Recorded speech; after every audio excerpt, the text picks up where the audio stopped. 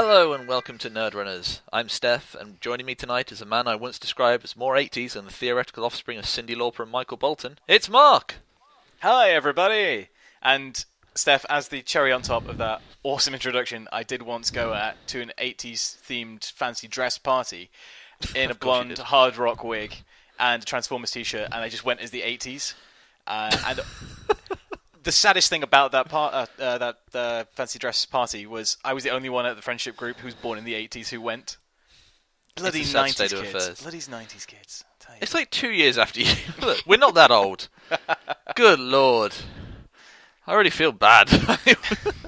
Anyway, how are you? How are things? How's life? Life is good. I've had a bit of an up and down week. I've had it's been really great at work. Been really busy doing user testing at the video game factory where I slave away, and then living the dream. Living the dream. Sorry, not to humble brag and rub it in.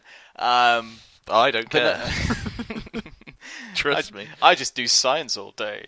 That's all I ever do. Been working hard on my projects and had a really late night last night. Went out with some of my Japanese colleagues who had just met for the first time the day before, who were over for the week from Tokyo, and went out for a lovely meal. And I unwittingly wore a T-shirt that I bought probably from Primark about 6 years ago, that says Takanawa Rock Radio, and I honestly bought it just for the electric guitar and the lightning bolts that are on the front. But I'd forgotten I was going out to dinner with 6 people who spoke fluent Japanese in a T-shirt that had mysterious Japanese symbols on it.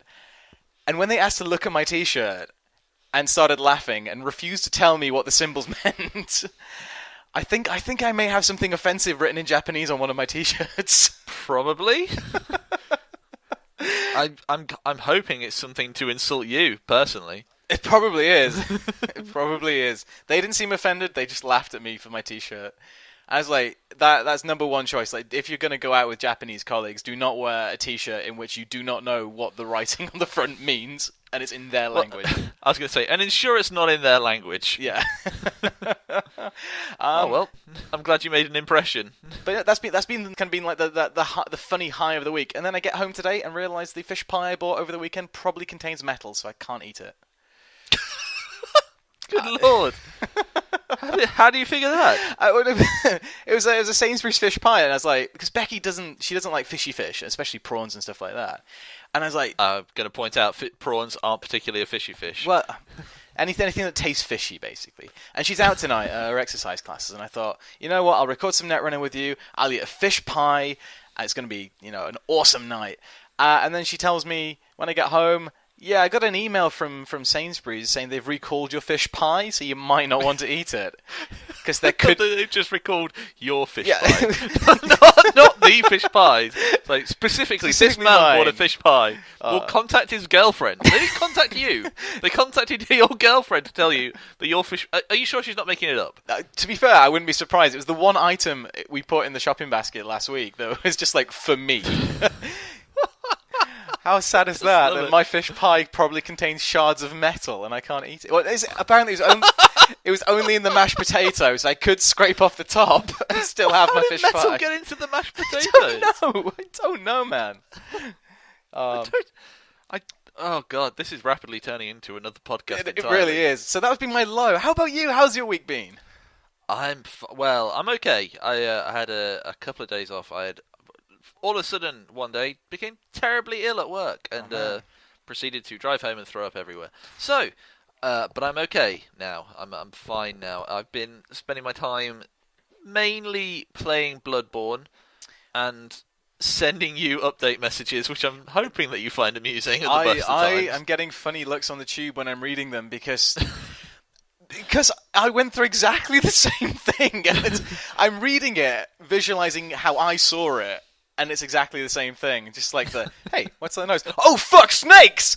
And just the constant updates about how the forest is draining you. It's like, yeah, I was in there for like 5 hours. It took forever to get out. I don't know how to... And also, I didn't send you this. I was like, okay, right.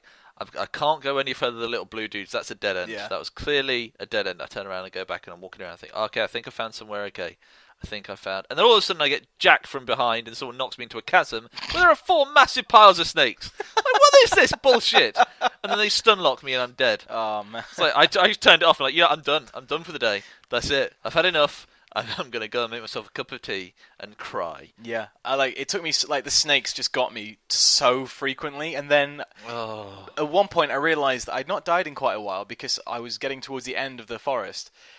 And the reason I realised I hadn't died in a while is because I was sitting on like 50,000 blood echoes. I'm like, this has not happened in this forest before. I've usually died well before this.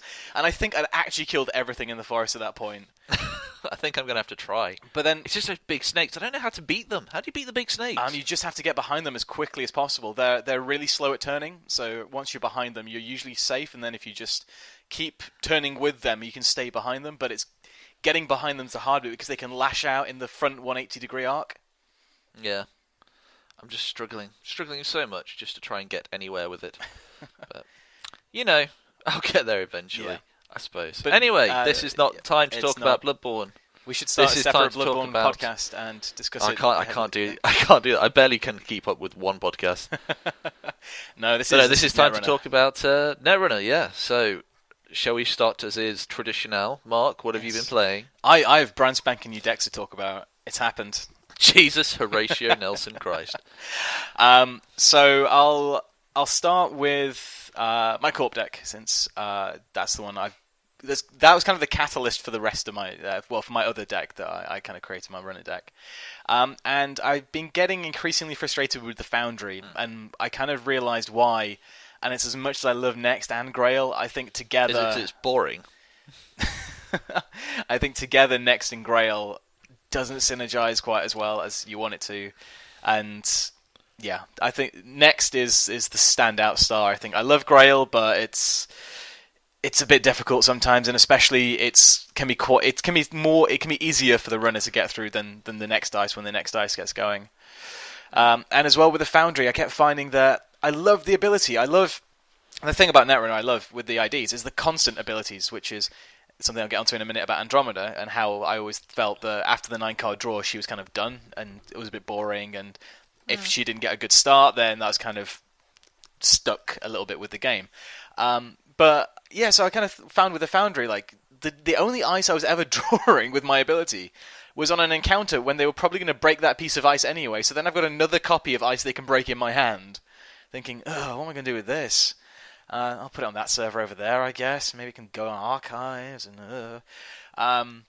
So yeah, it's kind of getting a bit. As much as I loved like my IT department variant, and then the route was bugging me as well, because it was like. I mean, originally there were 2 routes in there, but I had to take one out for 3 Jackson Howards, and then I never really drew into that one route, and it seemed like a waste of 3 influence. And then I started to think, well, what about NEXT Design? Because that has 12 influence, and that is all of my Grail and my 3 Jackson Howards, and I don't have to worry about this route influence issue that I have. Because obviously, being obsessive compulsive, I see space in influence and have to fill it with influence cards. I can't leave it empty. I have to put something in there. I know what you're like. You're an OCD weirdo. It's fine. OCD over the most influence in Netrunner. The weirdest things. Yeah, influence in Netrunner and locking doors are like my main two. I was going to say, I've been to your flats previously, and you're only OCD about weird things. Yeah, alphabetizing everything else can just be thrown around, left out. No, with you, it's a bit weird. Yeah, it seems to come away like I can be the messiest person, but as long as my shit's in alphabetical order, I don't mind. So yeah, I moved over to NEXT Design, an ID which again I'd never tried out before, and I do. And we're going to get onto this properly later, but deck building I love because it's a puzzle to me. It's like how do I use this card, this ID, and how do I build around it and make a deck that like really works well, and how do I fit those cards in, and how do I get the influence in there, and I don't know. I enjoy deck building because it is a puzzle to me. Kind of like how you describe climbing to me. How you find that route, and it's a bit of a logic puzzle to kind of scale the wall and find the right route. But no, yeah, I moved over to NEXT Design because one reason I thought I can get rid of 3 influence and still build a really competitive deck. And also, I was really tired of how long my Foundry games were going. I think the last game I played with my Foundry deck lasted nearly 90 minutes.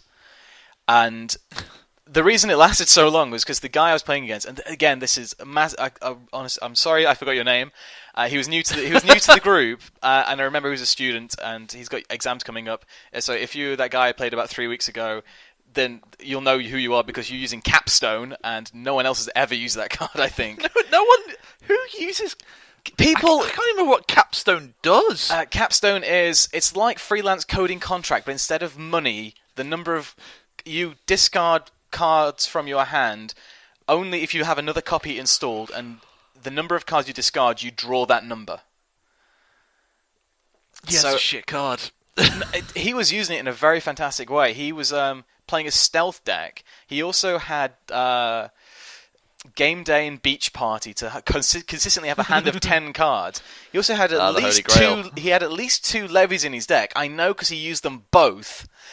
And he cycled his deck 3 times playing against me. The game was that long. But he was just... Wow. He kept drawing into a hand of... the thing was frustrating me is because my Foundry deck was taxing as hell. But when you can just get back all those Ghost Runners you spent all those credits on when you levy, it becomes so frustrating. And like, oh, you're going to get in again. But no, yeah. Like his... the thing was, like, he was really restricted with his card pool because he was sharing them with his friend. But that led him to create this amazing Capstone deck. I was like, this is crazy awesome. So yeah, you know, that's my pick of the week for an underused card that people should have a think about. But no, yeah. And really? We're going with Capstone why this not? week? Why not? Oh, unless you can suggest something equally better. So yeah, Whirlpool. Whirlpool, hey, why not? So yeah, I was tired of the long games, and especially, you know, I only really play Netrunner once a week, and when I can maybe have 2 to 3 games in an evening because the Foundry takes so long to play. It's just it's draining. It's so draining. And again, I'd had a bad run with my Foundry deck. I'd just not been drawing into IT department, and it's you know, it's a little bit built around that card, and when you don't draw that card, it kind of sucks a little bit. So I thought, right, I'm going to build a really fast deck. Next design, I can use that 12 influence of the Grail Ice and 3 Jacksons. That's my 12. It's going to be a lot speedier because I can throw out 3 pieces of ice before the game even starts and draw up and get my mandatory draw. And by that point, I've seen like a quarter of my deck, and yeah, it's going to be fast. And then the more I thought about it, the more I started removing the Grail Ice and thinking, well, maybe I could put in Eli's, and IQ's really good, and I really want some Architects back in my deck, and yeah, Itchy's awesome as well. And so I got rid of all the Grail Ice, which freed up 9 influence, which I put in 3 Sansans for because, you know what, fuck Clot. Okay. if someone wants to Clot me, they can. I don't care. I have 3 Sansans in that deck. And then I also put in the blue level and green level clearance just to keep speeding through my card draw. And I love it. It's so good. The only tweak I've made after playing it, and again, we'll post the deck list online so you can check out what we're playing. But the only tweak that I've made, despite it worked really well for me because my 2 games were, one was against Max and the other was against Rayna, and I both times in that game scored out a Kronos project, which really fucked them over. So yeah, when Alex, who played Inject, trashed his Eater Keyhole in Rayna, the next turn I scored out my my Kronos project, and he couldn't get them back, which was hilarious. But as much as it worked really well, I think because I'm very light on economy with that deck, and aside from my 9 operations, I have 2 Melange, so I think I'm going to put in 2 Gila Hands over the Kronos projects just to help with the economy in case I need it. But yeah, that would make sense, I suppose. Yeah, that's why I'm such a massive fan of Kronos project though. It's just like I know. But I did in my second game. I did have one close to my opening hand, and I did think I don't want to score it now. Max has only just got going, and then kind of holding on to it for a little while. Yeah, I think you want the window with Kronos project, whereas Gila Hands, unless you're scoring it as your last couple of agenda points, it's fine really whenever you want to score it because it's a little bit of economy for you. But no, and so obviously that in a very rambling way led on to my new runner deck because after doing some test draws, just to kind of get an idea for if I was likely to be drawing 3 pieces of ice in my opening hand to play them out with the next design ability, I realized how much of a fast start and advantage it does give to Andromeda. And so I did the thing that I thought I would never do and built an Andromeda deck. And the people I was playing against could tell it was my first time playing Andromeda, and especially this type of criminal, because I kept forgetting to take my credit for Desperados every time I did a run a Desperado. And I often forgot to take my Data Sucker tokens as well, because I'm not used to this deck.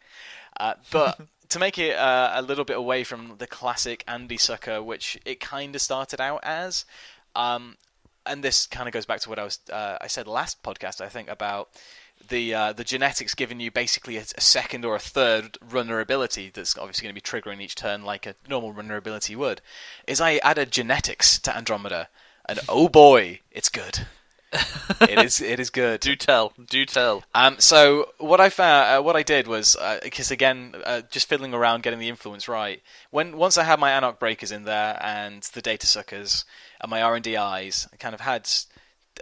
Originally, I had Maker's Eye in there, but then I was like, oh well, I kind of have a lot of other events, and I kind of need some other stuff in there. And I don't know. I was looking at the Andy Sucker variant. It didn't excite me, as weird as it sounds. It's just like, there's got to be something better I can do with this. And so I put in Enhanced Vision, Gene Conditioning Shop, and I'm going to say systemic. No, I'm not. Symmetrical Visage. I've been calling it systemic. There you go. I've been calling it systemic Visage for 3 fucking weeks now. It's really annoying me. Trust me, it's annoying me more. I've got to the point now where I call that card Click the Baby. Which I much more prefer. Click the baby. Sorry. It's okay. So yeah, with Click the baby. Click the Baby. So again, with that, when you draw your cards with clicks, you get money from it, which is basically anything you do with that deck, you get money from it. Sorry, I'll let you finish. You just set me off, I'm sorry. Just talk over me giggling. I don't know why I find that so funny. I think it's just, I love the idea of just like this big high-tech rig, and in the bottom corner it's like, just keep clicking the baby. Just a picture of a baby, just click, click, click, click, click, click, click, click, click, click, click. Well, because obviously it stems from the fact that when you play this kind of card game, you usually say the card when you do it. And I can't keep fucking up Symmetrical Visage every turn. I have such a problem. I know, it's just this brain shitness that's going on. I don't know what's wrong with it. The baby. So obviously, Sorry, instead of fucking up Symmetrical Visage, I just go click the baby and tap it, and then that's it. And then I've used my Visage. Like a psychopath. Jesus. All right, I'm good. So yeah, I'm good. that Enhanced Vision and Gene Conditioning Shop mean that because obviously the deck runs a lot, so you see hopefully 2 different cards every turn from the HQ with Vision. You get a credit or 2 credits and 2 cards with Visage every turn, assuming you got Conditioning Shop out. And obviously the 9 card start that Andy gets, you have a quite high likely that you'll be set up early with your genetics, which then gets rid of that problem I always had with Andy, is after the 9 card start she doesn't have an ability. And you can chunt her to a halt if you kind of don't get off the line in a speedy way. Whereas at least with Next Design, your defenses are up and it's kind of like, come at me, bro. Whereas Andy, it's like, I can't get my shit together. If you've not had a good start. So no, yeah, I'm loving genetics, and both my Next Design and my Andy decks both won 2 games each on Tuesday night. So I was very happy with both of them. The only thing I'd consider changing for my Andy deck is I don't know. It seemed to have this strange dichotomy of I do my security testing run, get 3 credits with that and Desperado, and then I'd have to take another click to hit my baby and get a card and credit that way. Start. We can't call it hit the baby. Yeah, we can't call it hit the All baby. Right. So just punch the baby. Punch the baby. Get a card and some money. What kind of? This is a good-looking baby. It's a good. Don't say that either. No, man. Backpedal now. But punch no, yeah, the baby. It does kind of feel like maybe John Mastanori could fit in there quite well because you want that card from the run and it kind of doubles up. But I don't really want to take Visage out because then it's just. The Gene Conditioning Shop is just in there for Enhanced Vision, whereas if I have at least a second genetics in there, then it's getting a kind of a double benefit. And you're not actually then at any point clicking a baby, so... Yeah, that is true. I'd just be enhancing my vision every time. But that's mostly it. I did build a stealth Hayley deck for a couple of weeks ago. Didn't go so well. As she's great, super fast when you have the right pieces out. But I don't know. As fast as she is, I find it too slow, and I don't know if this is because I'm so used to Max. I think it is that you're so used to Max. I mean, Max runs at a rate of knots, and you have to, otherwise you're screwed. Yeah. But as far as decks go, Hayley's actually quite good. Yeah. I have been enjoying playing it. I even put in a Black Cat, which isn't as bad as you think. It is. It is as bad as I think. It's not that bad. I've never seen anything with Black Cat work. And I once exclusively played Stealth Andy for a long time. Oh, I forgot you had. Yeah, it was the Stealth. I think it was the Black Swan variant at the time that you'd adapted. Oh, it was awful. It was terrible, terrible, terrible deck, and it never won a thing. Oh. It went. Was it 6-1 at a tournament? Wow. With 1 being the win. Oh no, that was the one you put in your E3 feedbacks into, wasn't it? Yeah. For no reason. Oh, Don't boy. understand why I did that. I was so blind. It's like, if it was Quetzal, it would have even made sense. Yeah. But nope. Oh, I don't know. But no, I liked Hayley. I think she's really fast, and being able to kind of just double install or double event when Comet's out. The only downside I found to it was because I didn't go too much either way with either Hayley's ability or Comet's ability. It kind of sat somewhere in between, and it meant that I didn't really want to play any events until I had Comet out. And then I'm kind of sitting there on my Sure Gamble thinking, I kind of need to Sure Gamble to get Comet out. But ideally, I want to have Comet out, then Sure Gamble, then do something else. So yeah, I think obviously it needs a lot more work. It was just kind of thrown together because I was excited about Hayley. But no, other than that, deck-wise, I've just been still playing good old Max. And after thinking, I go balls to the wall enough anyway. I never use my I've Had Worse. I'm deciding now that I've Had Worse is coming out, and Hacktivist Meeting 3 of is going in instead. And this was absolutely proven to me when in the last game I played with Max, all 3 of my I've Had Worse just went in the bin. It's just like, what's the point? It's like, if I'm going to die, I'm going to die. And Hacktivist Meeting is great as well, because if you start pressuring them, then they have to trash a card from hand to res their Jackson Howard, which could be an agenda they're trying to protect. Which is just fun. If they want to res their economy assets, they're going to have to trash cards from hand. Or if you're running at their server with Eta and they want to res their Caprice and their Ash, they're going to have to trash cards. So I think Hacktivist Meeting is going to just be so much more fun in that deck anyway. But no, that's me. I have to wait till next week to tell you how Hacktivist goes, because I only just sleeved it up last night. How about you? How are your decks treating you? They are doing all right, actually. I am genuinely surprised by how consistently I've built things. I'm actually somewhat disappointed in myself. Oh, because you sent me that message about your student loans. Was it poor student deck or whatever it was? No, it's just I tried to build a university student deck because I was looking at Hayley. Because what I've done is that I'm still running my Blitz Kate, and I tried to run Blitz Hayley, and it was okay. But you'd be amazed how much quicker it makes you having that one credit less cost for the first piece of hardware or program you install per round from Kate. Whereas Hayley's good, but I don't. I think it requires a different style of play. So instead, I just decided to put in some university cards because hey, we've all been students. Well, me and you have. That was a dumb thing to say. Anyway.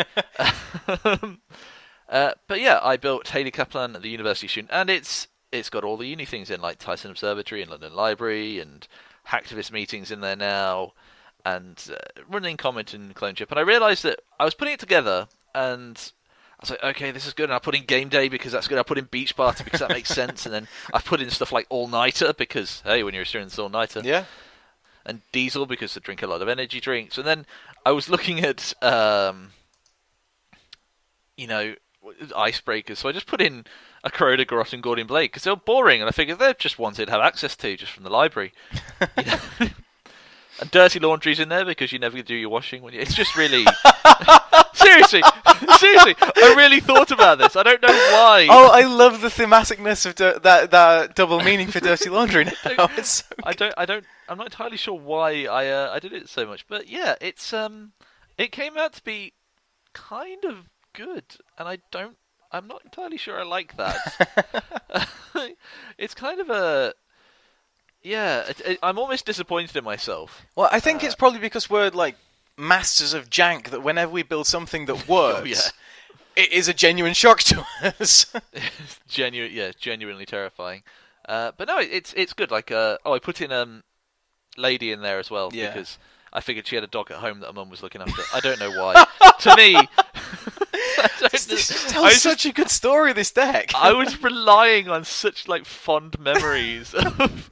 It's like the prepaid voice pad. It was like, well, a lot of uni students have like a prepaid contract on their phone that the parents bought them. So they got a prepaid voice pad. And there's like the cheat sheets of the R&D interfaces there stuck into the professor's desk. I've got a borrowed satellite in there. I don't know why. That's because you illegally download stuff when you're a student. Oh, there you go. That's good. Yep, it's amazing when you look at it what you can actually throw together. I just love to think you've just sat down with all of your Netrunner or your shaper or your runner cards around you, going, "That one's a bit studenty. I can do something with that one." And just this massive pile of cards surround you, like a Ring of Fire type playing card situation, but just around you. I'm gonna publish it, but it's actually amazingly working well. Yeah, it's really consistent and it's scary as hell. Awesome, because I've got actually a couple so I've got Hacktivity in there as one of the currents. I've also put in Net Celebrities, which have been quite an MVP of the deck. Oh really? So it's just an extra. Well, again, what I found is that it sits there. As I've said previously, currents just sit there if you play them early enough. And Net Celebrity, it will sit there with a credit on it. You go da da da da da. Oh, and there's my credit, and it's essentially just like having a bad pub on the corp. Yeah. You know, the cool thing about Hayley is that, you know, you can with her and Comet, you're just constantly playing events and cards, and just one after the other, and it goes on and on and on. So you have these ridiculous turns. So yeah, it's been good. I think I ended up the other day with something like 25 credits. I don't know how I got that way. Yeah, I know. It was just I just got all my events together. Like I'm playing this and this and this and this and this, and it's it's. I was kind of wanting to put something together with Starlight Crusade funding. But that's kind of working. It's coming together more in the Blitz. Sorry, I've just thought of another good card. If you don't already have it in there, Power Nap, because obviously students take naps. I had this is how deep I went. I considered it, but I realised that because I had the diesel in there, you wouldn't be awake. You wouldn't be able to go to sleep anyway. You're up all night. It's even stuff like Lucky Find. It's like they just went dumpster diving. And then Sure Gamble is just 'cause you're playing online poker. Yeah, in your lectures. Yeah, my old housemate Graham, who you know, he dipped into the world of online poker for a little while. Didn't do very well, but no, as I recall. If only there was like a Neighbours themed card, because that's like there seems to be the one thing that you're missing. I put in data folding simply because of the paper aeroplane. I thought, I've done that a couple of times in lectures. It's just like I love every card has a proper place. So deep. I even put in Magnum Opus because that's your thesis at the end. Do you have study guide in at all? I ran out of space. I kind of tried to put it. The last thing it says a lot that the last thing I put in this was money, which I was just like, oh yeah, she's really good at events with Comet. So because obviously students don't have cash. Yes, naturally. But no, it was good. It's good. So I'm enjoying playing that. It's oddly consistent. And then on the Corp side, I was trying to get Project Goddess to work. I realised I'm probably never going to get it to work as much as I'd like. And sorry, just remind. Oh yes. What's Project Goddess? So Project Goddess is my attempt at a multi-advanced HB deck using custom biotics, and the idea is that you'll mid-season psychographics onto Project Ares, Project Vitruvius, or Project Wotan, and then you have the extra advancement tokens, which cause things to happen. So the other day, I realised it was as good as it's going to get when what did I do? I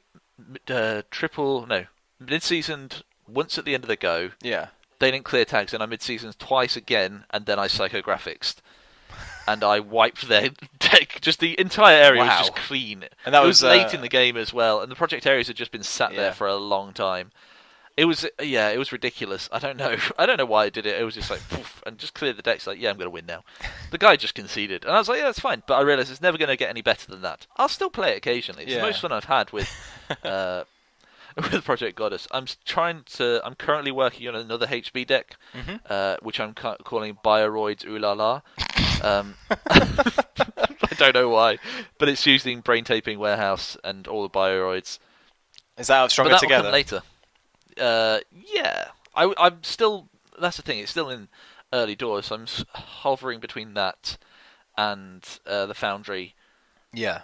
Really, I'm not entirely sure which one I want to do, if I'm being honest, because, well, it's. I mean, I might even put in Next Design, if I'm being honest. There's that much ice in there. Yeah, I'm currently running at 21 ice, which I think is about right for Next Design. I typically get 2 or 3 in my opening draw. He says after only playing 2 games.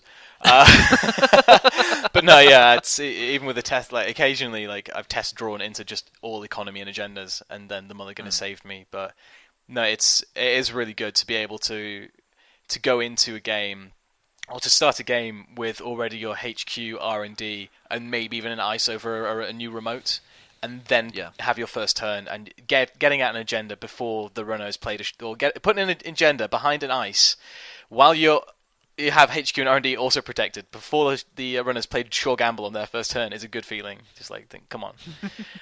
But the thing that I've discovered, and again, this is why I was kind of drawn to like adding in like IQ and Viper after struggling with obviously Merlin for a while, is that end the run code gates on a remote server is the worst thing a runner can hit.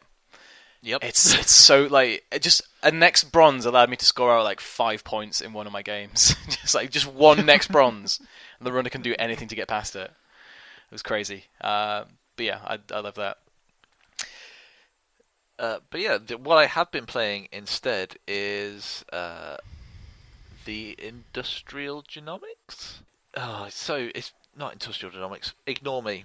It's Jinteki Biotech. Oh, right. Such a moron. I don't know why. They came out next to each other. They're next to each other in anyone's binder, so it's an easy mistake. Pretty much, yeah. It's my bad. So Biotech is the flip identity.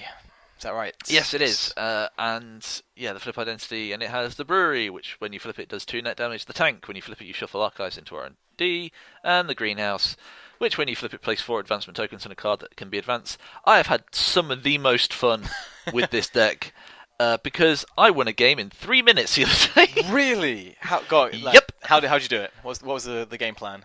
What I did is I immediately placed down a psychic field, and they lost a side game, and then I flipped it to the brewery. Oh man! So they hit the psychic field at the end of their go. Yeah. So they didn't run last click, but they didn't have enough time to draw back up. Yeah. And I did 2 net damage, and they only had 1 card. So I won. And they were very, very sad, because that's so ridiculous. I realised what I made is an incredibly effective kill deck. Yeah. But with other touches as well. So I'm running Crick in there, which is... Love Crick. Yeah, it's amazing, especially when you have 3 of them in front of archives. And then like, oh, why did you put... Because you're not worried about anything hitting archives, even if they have a code gate breaker. Yeah. It's still strength 6. It's very rare to get anything that's particularly powerful against that. You're just making them poor. Yeah. To be honest, I have considered building a new Foundry deck that has 3 Crick in it, just so that I can res it, and then put the next and get the next one out, and then I can just start installing them in front of them as fast as possible. Yeah, it's great. And then there's stuff like Cortex Lock in there, which is really good. It's awesome. It's so good. Yep, just does 1 net damage for each unused them. The runner has. Yeah, a few weeks ago when I was running that card, criminal player put their Desperado out, ran into my R&D, I res the Cortex Lock, and they took 5 net damage. Oh, that sucks. It was the best thing ever. And you were looking like, oh, this is going to happen. This is going to happen. Sorry, continue. I hit someone with a Shinobi, which is something I haven't done in a long, long time. Didn't really kill them, but it was annoying for them. Yeah. Because they're like, okay, I'll take 3 net damage and break the last subroutine. I'm like, cool, all right then. And they just run around. Okay, good. And I was like, okay, brewery dead. It was good. I don't know why they did it. It just seems like the dumbest thing in the world. It's like, why don't you draw up? It's like, oh well. So I take it you're favouring the brewery idea of the three. Surprisingly, the greenhouse has actually been just as effective, because I'm still running things like Medical Breakthrough, which is really good. Oh yeah. To get the first one of that out, and then there's Mushin Notion in there, and yeah, it's kind of odd. Again, I think I've built a successful deck, and I've no idea how I've done it. I think I'm seeing a correlation between when you're ill and when you build really successful decks. I don't know what's going on. It's scary. Mark, I've lost my jankiness, and I don't like it. Oh, we'll get it back for you.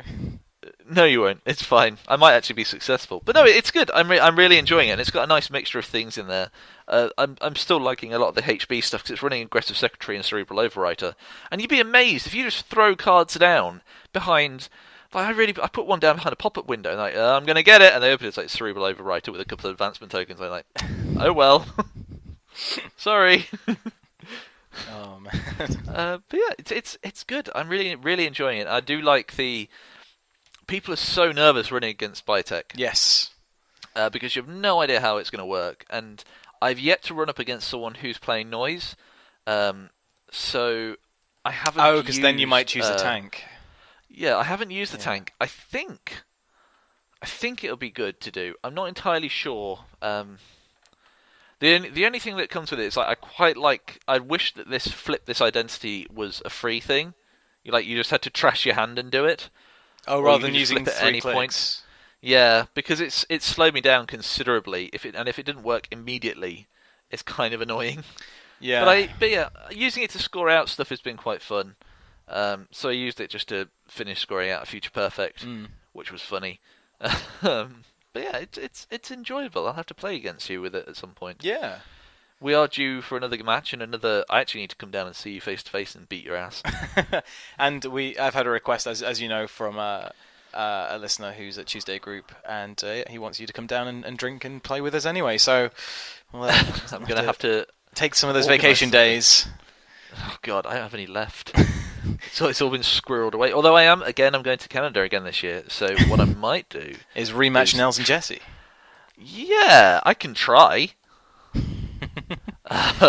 You can take a few hours out of the the wedding breakfast and nip over and see them. I'm not involved in the wedding in any way, shape, or form. I'm just going to go there. And yeah, I had a really nice time with them. So I might take a little bit of a recording device and talk to them if they'll let me. Yeah, that'd be quite nice. Or I'll just die horrifically. Or I'll confuse Canadian players like I did the other day by playing a very sideways Jinteki deck. Which I love that story.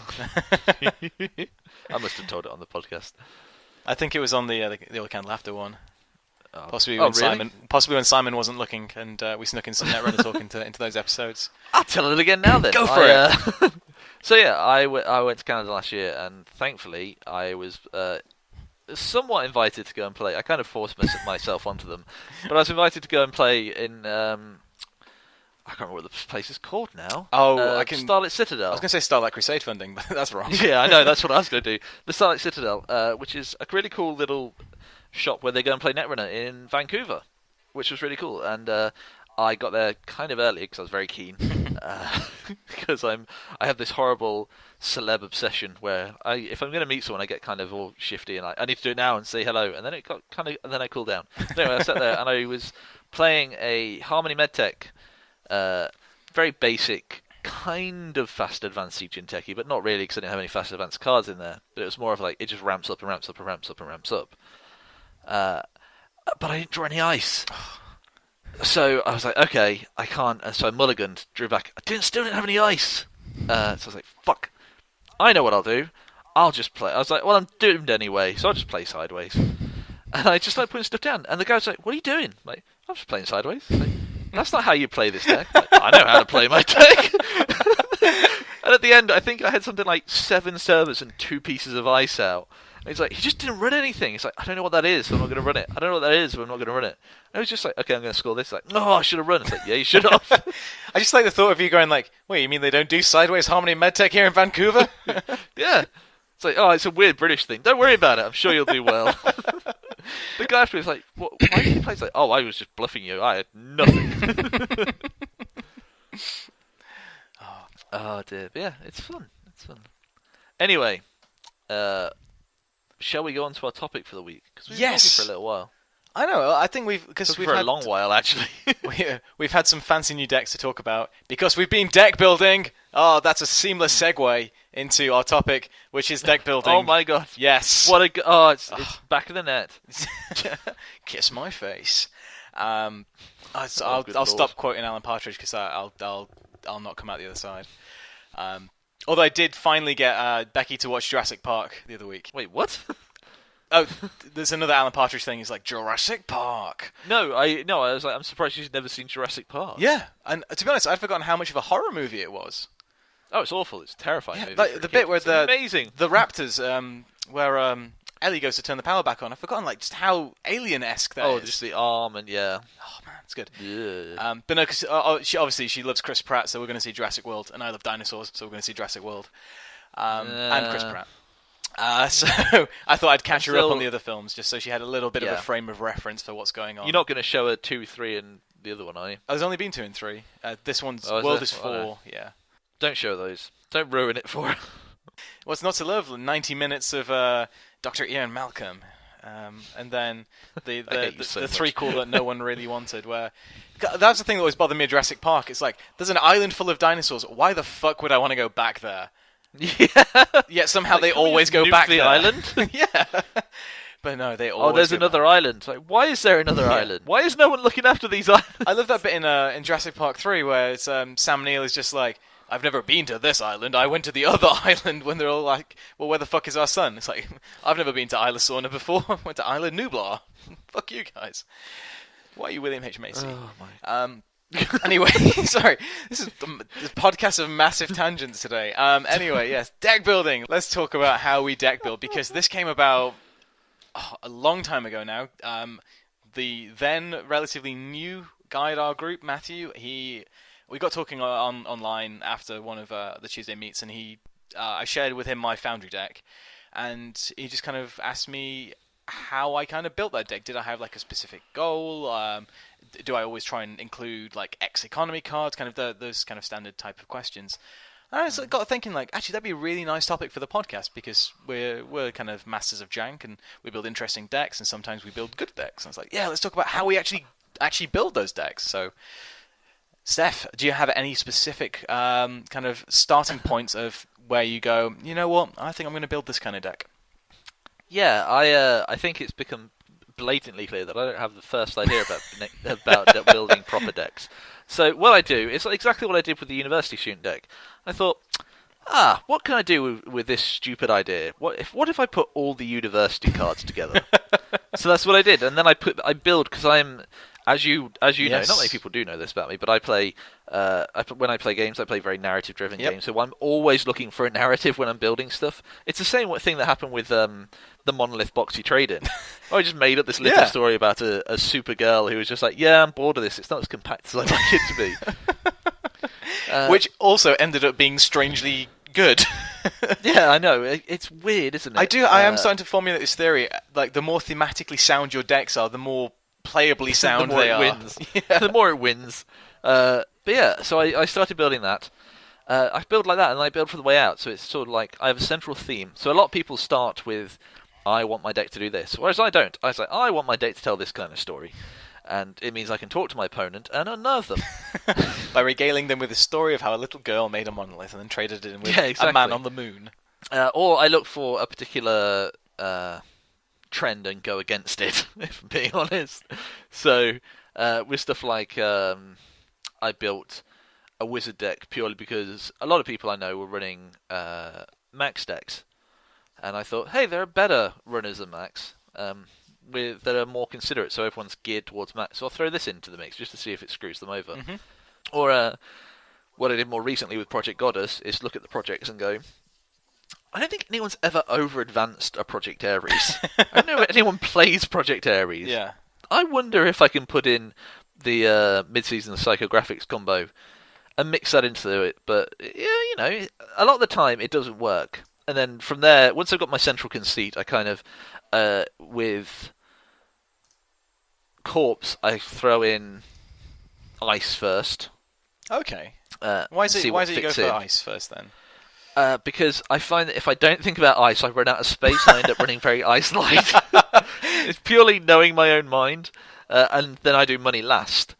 What I do with runners is the opposite. I have my central conceit, then I throw money, and then I throw in icebreakers and think, have I met everything I need to get rid of all these icebreakers? Probably not. Get rid of all this ice. I'll throw in a fem just in case. That's usually how it goes. I'm always sat there thinking, do I just put in a fem just in case? Because I find that I usually just have one influence just flying around for no particular reason. But yeah, I think it all started when I tried to build the Ian Sterling I Know Someone deck, which is just all the contacts all the time. The connection from there, cards, it's like he knows everybody everywhere all the time. And that was my story. And from there, I was kind of like, okay, let's talk about fast events. Well, what do we do with the fast events? Let's build a budget techie deck with fast events. That won't work. And it didn't.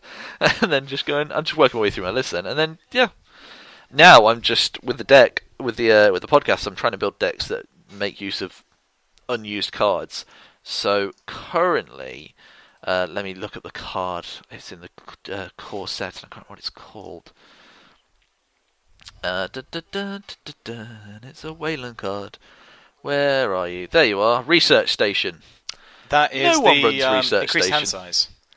Yep. Yes. And you can only install it in the root of HQ. I did consider that for my Foundry deck, because again, that root, that 3 influence of the root, and it's a one of, I could have 3 Research Stations. Again, with a Foundry, you want a big hand size for all the ice you're pulling in there anyway.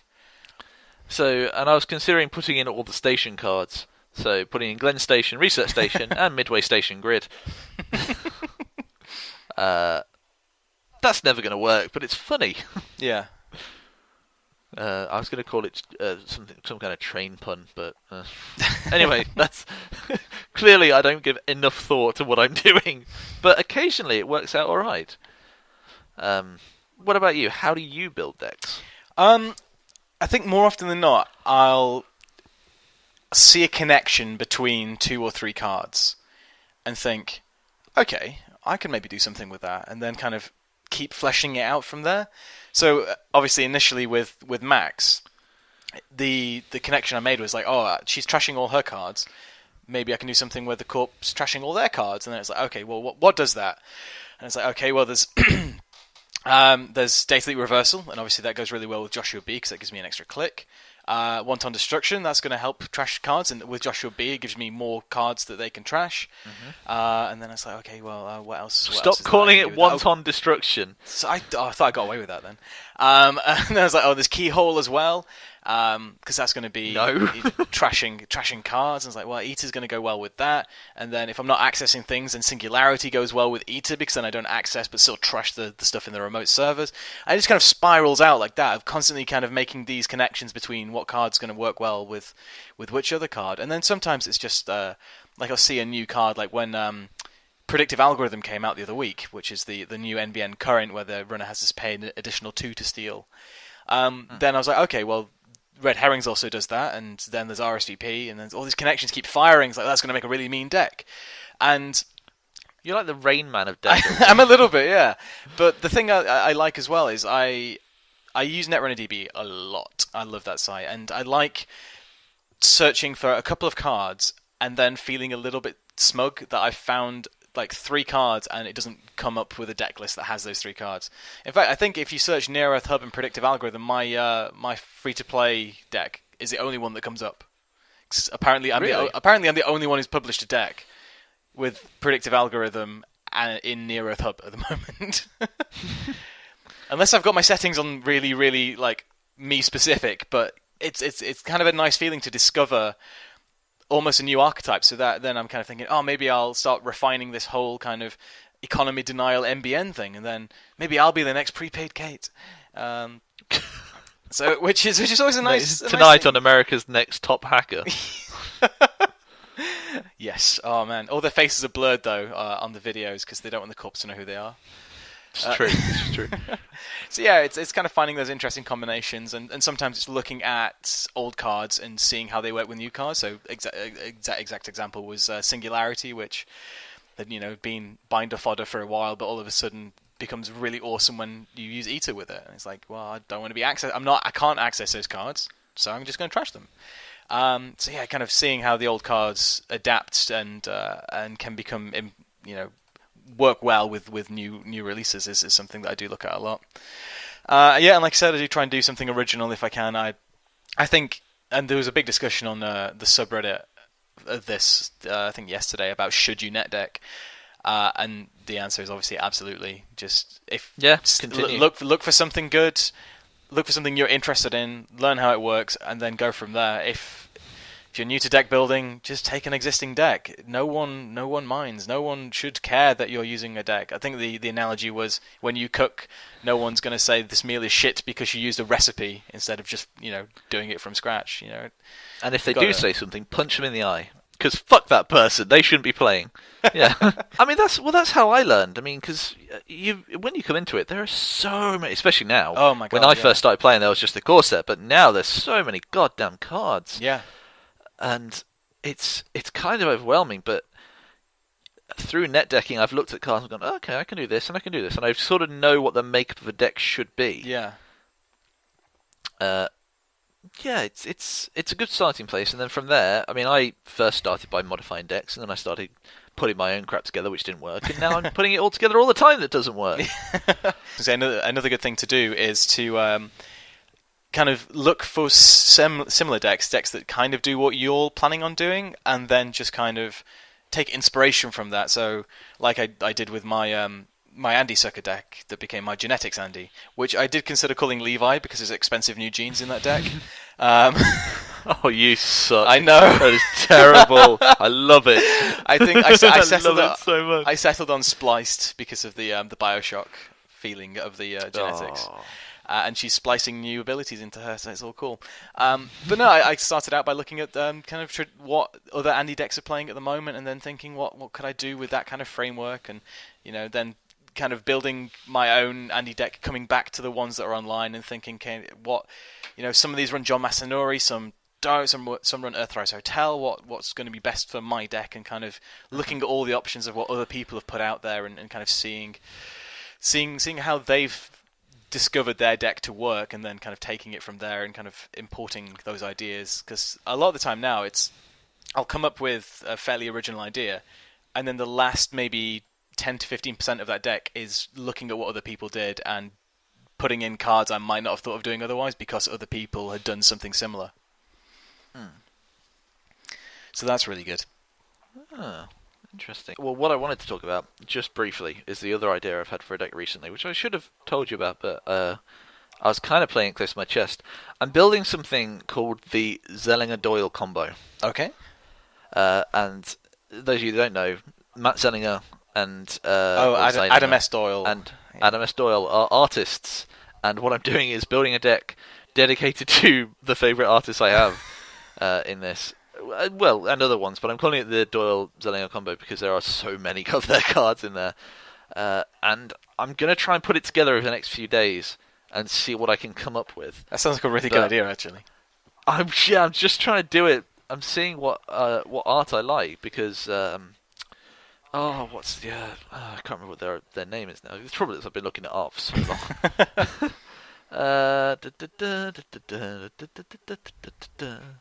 Well, there's another artist in there as well. There are two good cards that you can have for that, because I know Zellinger did Easy Mark, and Doyle did Medium, and they're both really good cards that might go into this awesome deck of yours. But yeah, I'm putting something together. I'm not entirely sure how it'll work out. It probably won't work out at all. But, we gotta live in hope. Well, if you can make a good story out of it, then who knows? Well, I like these artists, woo. Well... You may taunt your opponent with that kind of story as you're playing. Just like, look at the art, look at the detail on these cards. You're going to lose to Zellinger. Cool. The other tip that I would have given to anyone with regards to deck building is, for the love of God, save the old versions of your decks if you're making modifications. Because says you're nearly out of space. It's not my fault that a tenth is taken up by my Max deck, and then another tenth is taken up by Quetzal decks, and then another tenth is taken up by my... I really should get rid of some old versions now that I don't use them. But the point remains that up to a point, keep old versions, because there's nothing worse than thinking, 3 weeks ago I had some really good cards in this Andromeda deck, and now I can't remember what I put in there, and it's changed so much since then. It's quite nice to just be able to go back to your previous deck list, look at it, and kind of think, okay, now maybe I'll go back to that card and swap it over. But I think I probably do keep too many old versions that I'm never going to go back to. But no, keeping old versions is quite a nice idea, and it's can be quite nice sometimes to go back. Because I was kind of purging a few really old ones that I know that were just kind of thrown together and I'm never going to use. And I do think, like, looking at some of them, it's just like, wow. No, I think part of it is the card pool at the time of creating the decks, but it feels like I can make such a better deck now, and I don't know if that's because I'm a bit more experienced deck builder or there's so many more cards. But yeah, I look at my old decks and just think, like young Mark making his first Netrunner decks. But no, how did that work out for him? Not very well. He's still not a very good player. I think that's the thing. It's like what you need to do as well. Another bit of advice from me, and it's just good advice in general for any Netrunner player, is you're gonna lose. Accept that you're going to lose and learn to laugh at the losses. Because Absolutely. If you can just sit there and go, yeah, I lost, but that was friggin' funny. Yeah. Well, just because Netrunners. I don't think I've had a game where I've not really enjoyed it too much. Yeah. Another thing that kind of Matthew brought up about asking kind of how I deck built is kind of how many economy cards to include in a deck. And I've always sat around the idea that 12 is quite a good number to have in a deck, because obviously it depends. Obviously, it goes for any deck. It depends on the deck. Some cards obviously don't need to run as many because they have other ways of getting economy or other ways of denying economy, so their economy is therefore slightly better. I'm curious whether I've just been doing this unconsciously now. I think I must run about 12 as well. Yeah. Because it always ends up to be maybe 3 asset economy and then 9 operation economy tend to end up in my decks a lot of the time. 6, 7, 8, 9, 10. 12. 12, yeah. 13. Oh, 13, yeah. Yeah, between 12 and 15, depending on if you count prepaid voice pad, which I do. Yeah. I guess it's kind of... That's... yeah. I don't know.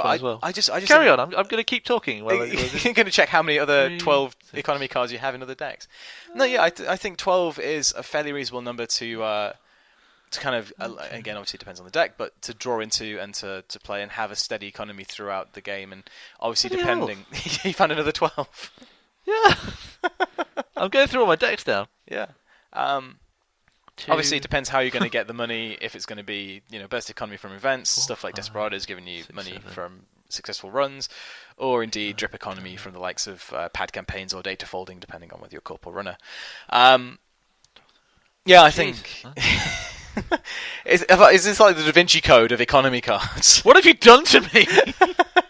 I'm going through, it's between about 12 and 15 that I've got, constantly. Yeah. No wonder we're terrible. We're running too many economy cards. And then, it's just kind of work out if you have enough money to do what you want to do with the deck. If you don't have enough to res all your ice, or a consistent amount of ice every turn, or install and start running with your breakers, then obviously your economy may be needing a little bit of a tweak. And then obviously, finding the right breakers and ice and events and resources and operations and basically the right cards for the decks. Just, in my opinion, it just comes down to the deck and what you want it to do. If you want to build a deck that's all of the Cerberus breakers, then you need to think about Scavenge and other cool things that you need to do with them. Or if you want to build an Andy Sucker deck, you have to think about the tiny amount of influence you need for the Anarch breakers and all the data suckers you're going to need, and then how you're going to support that. And yeah, I think it mostly just comes down to the term Andy Sucker, which is just like, you're a sucker if you play that deck. That's why mine is a genetics Andy deck. Phew, got out of that one. Hey. Yeah. And then the only after kind of economy and then working out if and then ice-wise, usually, again, depending on the deck, I usually find I run about 18 to 21 ice.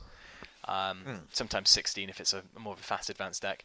But yeah, the only other thing is card draw, and this is something that I used to really neglect when I was deck building, and now I always make sure I have some card draw, or even or tutoring would be another way of thinking about it as well. Yeah. And then I thought that was the last one, but there's one more I just remembered, is multi-access if you're the runner. I don't think I've made a deck that doesn't have multi-access for a while now, because just being able to see more than one card in that run is just powerful, and whether it's through events or the interfaces, it's just, or even like Medium and Nerve Agent, it's so good just to think that you don't have to like make a run, not see what you want, then wait a turn. You can run, see 3 cards, and then know that you've got 3 turns to do stuff. Or you see 3 cards and you snipe 2 agendas out of those 3 cards because they were cards 2 and 3. So yeah, as a run, I'd always try and find some way to squeeze in some multi-access, depending on your influence and obviously the type of runner that you're thinking about being. But yeah, definitely, I love like multi-influence now is such a big thing when I build decks. Multi-influence, multi-access is such a big thing when I build decks now. I was going to say. But yeah, I think mostly it's just kind of thinking about what identity to use and thinking about that ability. So again, like with Andromeda, I was put off using her because of the 9-card star, and then that's it for her. But then adding in genetics supplements that faster star, and yeah, it all kind of snowballed from there. And again, just wanting to play a faster corp led me down to NEXT Design, which is relatively fast and also really good fun as well. And then obviously thematic decking like you do, Steph, also ends up with some amazing decks. I'm not sure why they're amazing so much as confusing and kind of just fun to play, because it really depends on your play style. Because I'm a very talkative player, and I'm more than happy to lose if it tells a wonderful story about how Hayley went to university, but then you screwed her out of money because she's a student, and then politically she's knackered. Or, she makes a mistake and you blow up her school.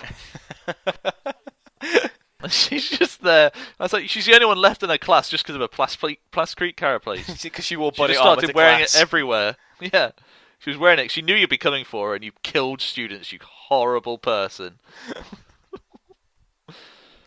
Oh, dear. Anyway, we should probably wrap this up. Yeah, I think that's pretty Mark. much all I had on deck building. I'm sure there's other things that I've forgotten, but yeah. We'll probably talk about them. Yeah, just build something you're interested in. Don't feel you have to build something competitive straight away. Build jank, have fun. Yeah, continue to build jank. It's a lot of fun. And occasionally it works, and it surprises the hell out of people. Yeah, like when you're sitting across from someone who has capstone in their deck, and they're continually cycling through their entire deck, much to your chagrin, and you're just thinking, why won't this fucking end? Anyway, what a good place to leave it. Yes. Mark, I suggest you do the thing that you do at the end of the thing. The end of the show things. Okay, if you would like to get in contact with us, and we do love hearing from you, then it's nerdrunnerspodcast@gmail.com. You can also comment on the Reddit post where we'll put the episode as well. If you want to have a more personal touch, hey, Netrunner jokes everywhere. Oh, God. I have to be so careful not to just make it like wall-to-wall Netrunner puns, because I could just do that for hours. Please don't. I'm begging you. My current attitude is too good to be true anyway. Hey. Shut Sorry, up. no, stopping. So that was the email where we post on Reddit every episode. You can find me on Twitter @MarcusFriend, and that's also my username for NetrunnerDB. Steph is on Twitter @HouseOfMoose, and you can find him I probably won't respond. every time. And you can find him on NetrunnerDB as Ryn, which is RYNN. If you want to follow his decks, we usually tag our decks with Nerdrunners as well, so you can probably search for that too. What else is there? Yes, there's the website, which is canlaugh.com/Nerdrunners, and I think that's about everything. Got way too much shit. And yes, if you have a particular card you would like us to discuss and talk about, and I will absolutely build a deck around it if it is stupid enough. Or if you're a fan of Capstone and want to shout at Steph for belittling the card at the start of the show, Capstone absolutely. sucks. I'm sorry. It's a sucky card. It's a sucky card. There are just cards that don't work. It is the bloody woodcutter of shapers. Okay.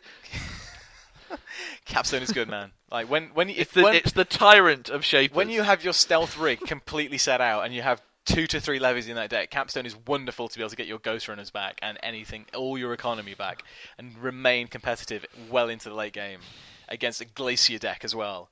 My God, that Look, was stuff. We've been going on too long. I need to put Mark back in his box. My box. But yes, if you have a suggestion for cards you want us to discuss, to build decks around, if you want me to take a funny picture with me pretending to be a part of a card, I'm absolutely fine with that. Mark doesn't have a social life or pride either, so I'm sure he'd be up for it. So. The only one I can picture now is just us sitting on the toilet hacking, being inside job. Just in two. If I do come down to London, we're finding a public toilet and getting someone to take a photo of the two of us pretending to do. Are we on the same loo, or are we on the cubicles next to each other? I think cubicles next to each other, maybe with a glory hole through the middle. Which you can pass messages through because we're so innocent. Yeah, we're taking up all the interwebs. So we've got our LAN cables going through. If in doubt, I'll shave my head and pretend I'm part of StimHack. Anyway, thank you very much for listening, and until next time, goodbye. Bye.